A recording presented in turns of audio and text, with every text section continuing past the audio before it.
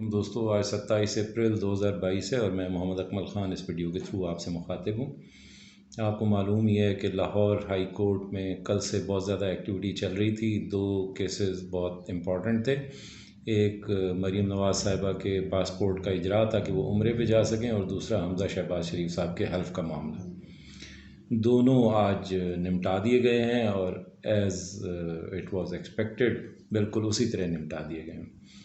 यानी हमज़ा शहबाज शरीफ साहब का जो मामला है उसको बिल्कुल सुप्रीम कोर्ट की तरह एक टाइम लाइन दे के निपटाया गया है। बता दिया गया है कि ऑन और बिफोर 28 जो अप्रैल की तारीख़ है, यानी कल के दिन रात 12 बजे से पहले पहले सदर जो है और गवर्नर दोनों को एडवाइस दे दी गई है कि वो अपना कोई नुमाइंदा मुकर्रर करें। अगर ख़ुद वो हल्फ नहीं लेना चाहते गवर्नर अपनी ज़ाती वजूहात की बुनियाद पे, तो वो किसी नुमाइंदे के थ्रू जो है हमज़ा शहबाज साहब से हलफ लें। यानी उनको वज़ीर आला जो है वो अदालत ने तस्लीम कर लिया है और अब अदालत जो है इस बात का हुक्म दे चुकी है कि वो उनका जो हल्फ है बस उसको निपटा दिया जाए, ताकि पंजाब में ये हुकूमत भी कायम हो जाए। मैंने अपनी इससे जो गुज़िश्ता वीडियो थी उसमें भी अर्ज़ किया था कि पंजाब के महाज पर जो है नज़र रखें, क्योंकि इस तरह की ख़बरें उड़ाई जा रही थी कि अर्ली इलेक्शन के लिए कोई राब्ते किए जा रहे हैं और इमरान खान साहब की बात मान ली गई है और अर्ली इलेक्शन की तरफ जाया जाएगा। उस वीडियो में भी मैंने एक अर्ज़ किया था कि मुझे भी कुछ इंडिकेशंस ऐसी लगती हैं कि शायद अर्ली इलेक्शन हो जाए, लेकिन सिर्फ पंजाब के महाज पर नज़र रखें। वहाँ पर होने वाले जो फ़ैसले हैं वो इस बात का तयन कर देंगे कि एस्टेब्लिशमेंट किस तरह से सोच रही है। बदकिस्मती ये है कि कौम जिस तरह भी सोच रही है, एस्टेब्लिशमेंट के सोच का अंदाज़ वही है। उस वीडियो में भी यही अर्ज़ की थी कि इतनी बड़ी उखाड़ पछाड़, यानी एक आर्गूमेंट ये है कि इतनी बड़ी उखाड़ पछाड़ और अच्छी तरह चलती हुई एक स्टेबल हुकूमत को इसलिए नहीं गिराया गया कि कल ही दोबारा इलेक्शन करा के उनको इलेक्शन में वापस लाया जाएगा। तो मैंने ट्विटर पे एक ट्वीट भी किया था कि ये ना तो साजिश थी और ना ही मदाखलत। ये सिंपली अब हम इस नतीजे पे पहुँचे हैं कि ये एक हुक्म था जो अमेरिका की तरफ से आया और उसको मिन्नो अन इन लेटर एंड स्पिरिट बजा लाया गया है। लिहाजा ये अमरीकी साजिश और अमरीकी मदाखलत की जो कहानी है इसको अब बंद कर देना चाहिए। अब हमें ये मालूम होना चाहिए कि हम एक कॉलोनी है, अमेरिका की कॉलोनी है। बदकिस्मती से हम कत्तन कोई आज़ाद कौम नहीं है। मैं तो इस नतीजे पे पहुंचा हूँ। दूसरा जो लाहौर हाई कोर्ट में मोस्ट इम्पॉर्टेंट केस था, उसमें जो है वो मरीम नवाज़ साहिबा का जो पासपोर्ट उनके हवाले करना था वो कन्विक्टेड हैं और वो इस वक्त ज़मानत पर रिहा हैं। तो नैब की तरफ से उसकी मुखालफत की गई और लेकिन कल की डेट में 3 बेंचेस टूटे, यानी 3 जजेस ने, मोहतरम जजेस ने उस केस को सुनने से इनकार किया और फिर चौथा बेंच भी कल ही बना दिया गया और आज उसकी समाअत होना थी। तो शायद किसी ने बताया होगा या किसी ने कहा होगा कि हजूर मीठा थोड़ा ज़्यादा हो जाएगा, इतना मीठा ना डालें कि लोगों को वो कड़वा लगने लगे। तो फिर किसी ने समझाया होगा। तो मोहतरमा मरीम नवाज़ साहिबा ने ही अपनी दरख्वास्त वापस ले ली। पासपोर्ट जारी किए जाने की जो दरख्वास्त है वो वापस ले ली, वरना अदालत बहरतौर उनको इंसाफ की फरहमी पे बिल्कुल डट के खड़ी हुई थी और इंसाफ उनको भी आज मिल जाना था पासपोर्ट की सूरत में। अब बदकिस्मती ये है कि पाकिस्तान की जो तारीख़ है उसमें इस तरह के अदालती जो फ़ैसले हैं वो इक्का दुक्का उनकी कोई नज़ीर मिलती है कि जिन ऐसी नज़ीर है, वो ऐसी प्रेसिडेंट्स हैं जो आज तक किसी अदालत में एज ए प्रेसिडेंट ना पेश की जाती हैं, ना कोई अदालत उनको प्रेसिडेंट के तौर पर मानती है, लेकिन वो बार तौर एपेक्स कोर्ट्स के ही डिसीजन हैं। जैसे भुट्टो साहब की फांसी का केस है, उसको भी आज तक मतलब जुडिशल मर्डर कहा जाता है और इस तरह के बहुत सारे मुतनाज़ा केसेस हैं। इफ्तिखार चौधरी साहब की अदालत से मुशर्रफ साहब को ना सिर्फ इंडेमनीफाई किया गया, उनको इंडेमनिटी दी गई, उनके मार्शल लॉ को जवाज़ फराहम किया गया, बल्कि उनको 3 साल तक आइन में तरमीम का भी इख्तियार दिया गया। ये फ़ैसला भी इंतहाई जो जिसको कहना चाहिए मुतनाज़ा फ़ैसला है, जिसकी अब कोई नज़ीर भी देना पसंद नहीं करता, ना कोई सुनना पसंद करता।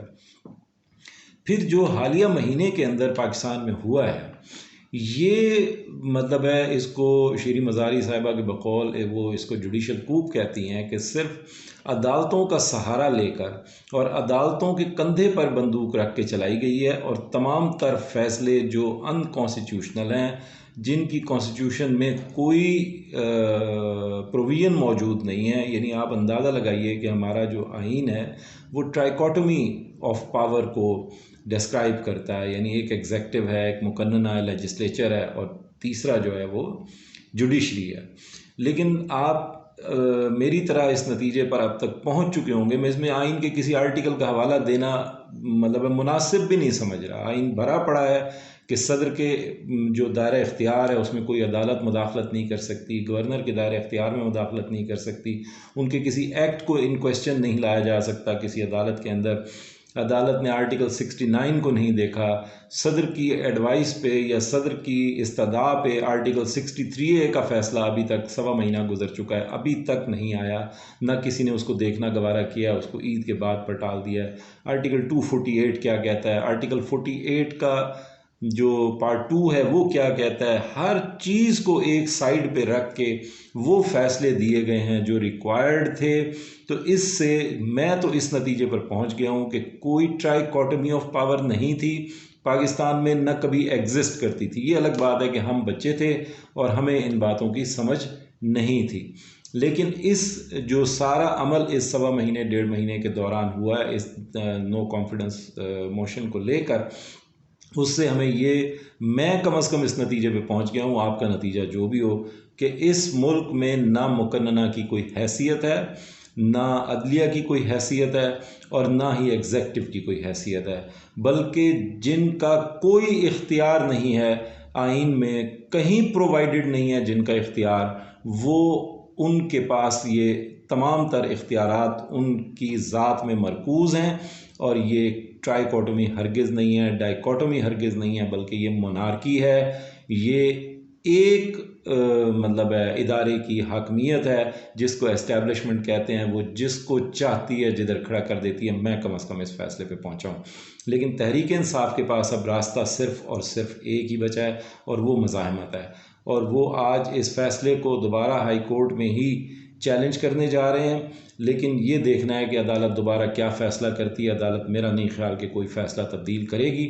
पाकिस्तान तहरीक इंसाफ के पास सिर्फ एक रास्ता पड़ा है कि वो शदीद तरीन मज़ाहमत जो पॉसिबल है, और बिल्कुल उन लोगों के ख़िलाफ़ मज़ाहमत जो इस सारे कज़िये के ज़िम्मेदार हैं, और इस सारे जो मुल्क के अंदर जो इस वक्त इंतशार है उसके ज़िम्मेदार हैं, जब तक वो डायरेक्टली वहाँ मज़ाहमत नहीं करेंगे इस मसले का कोई हल होने वाला नहीं है। कौम को मायूसियों की तरफ धकेला गया है। सारी कौम जानती है कि इस सारे मसले के पीछे कौन है, लिहाजा तहरीक इंसाफ को अब बोलना पड़ेगा।